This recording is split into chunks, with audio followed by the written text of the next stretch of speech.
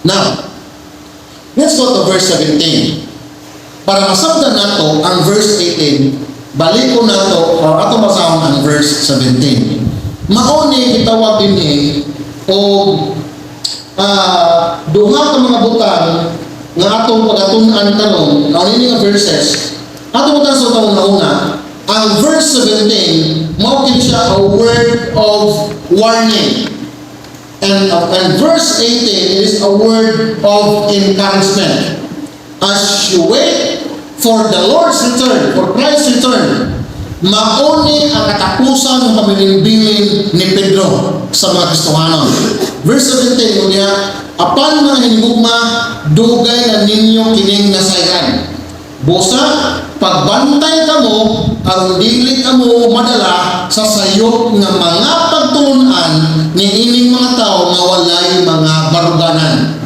Kaya kung musunod kamo nila, mawala ang inyong pagkalikon diha sa Dios. Usa ka warning that magdepende ang imong choice, magdepende na sa resulta sa umabot. Now, if you look at the first statement, you already know this. Sa English, sa Bisaya, apan nigugma nga, dugay na ninyo kining nasayran. Now, kung si pasabot ni Pedro ni Nini, kung tanawin niyo na ang phrase, you already know this, meaning to say, gigamit ko na sa Greek word, sa Greek ng pinulungan, proginos contest. Which means, mo kinapasabot sa Grigo. Diha gikuha ang English word and gitawag kini usa kini ka medical term prognosis. Nagano nga nga term. Diha gikuha pag ingon ni Peter, you already know this. He is pointing sa mga butang nga gisbutan sa una sa una. Ang punto niya, hinumdumi ni mga butang kung tinaonin ang magdala ninyo sa unahan.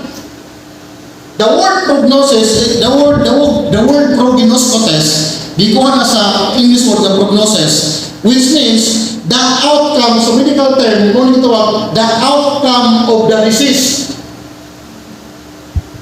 And the word prognosis, it means knows beforehand.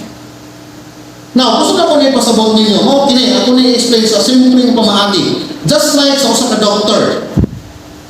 Sa check up siya nato, and he found out nga, sa tawag ito na ay sakit sa baga. Or na ay sakit sa kasintasin.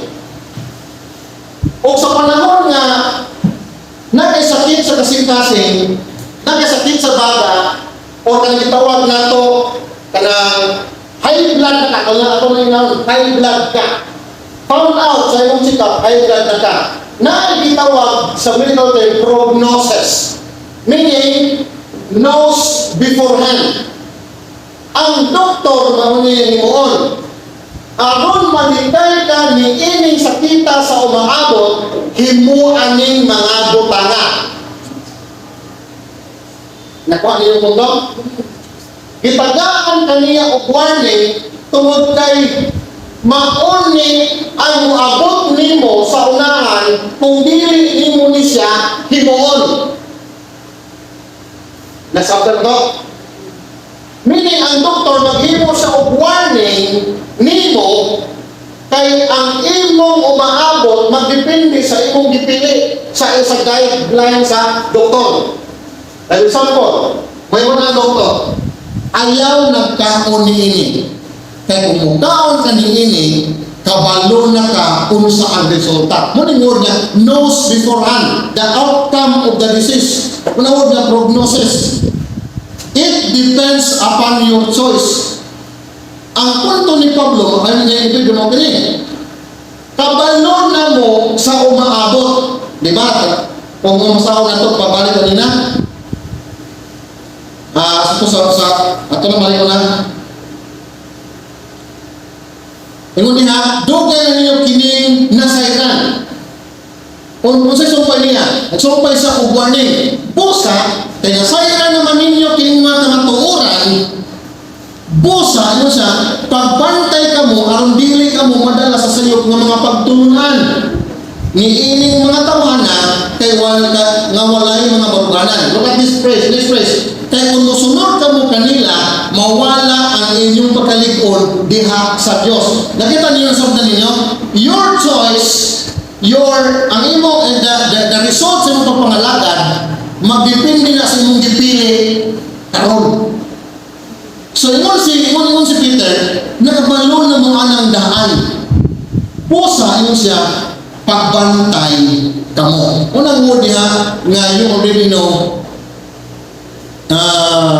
no simulan. Ang next niya nga phrase, beware, or pagbantay kamo. Kung sa idea nini, the word beware means the idea of isolation, to watch.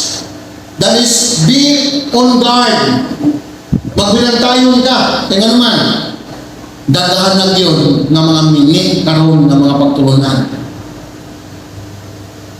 While waiting, knowing that Jesus Christ will come, and He will come sooner or later, ingon si Peter, you already know this. And as you, and the context is Jesus Christ will come again, and as you wait, kabalo na mo na yun ingon si Peter, beware, pagbantay mo sa mga mini nga mga pagtulunan. Meaning, it is to watch, be on guard, or by implication, to preserve, to obey, to avoid unsa man ang imong nakatunan. Kaya naman, ingon sa verse 17, kung musunod mo kanila, mawala ang imong pagkalingkod sa Diyos.